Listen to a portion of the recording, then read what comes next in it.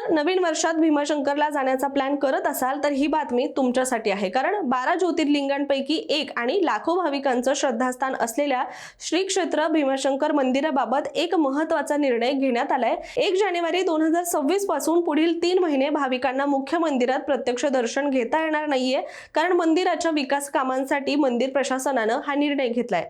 भीमाशंकर मंदिराचा नवा विकास आराखडा तयार करण्यात आला असून त्या अंतर्गत मुख्य सभा मंडपाचं नूतनीकरण आणि परिसरातील पायाभूत सुविधांचं काम केलं जाणार आहे।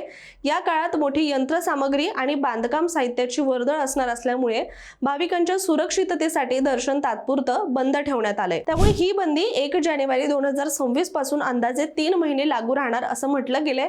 त्यामुळे क्रिसमस किंवा नवीन वर्षात दर्शनासाठी जाणाऱ्यांनी आधीच नियोजन करावं असं आवाहन देखील प्रशासनाने केलेलं आहे।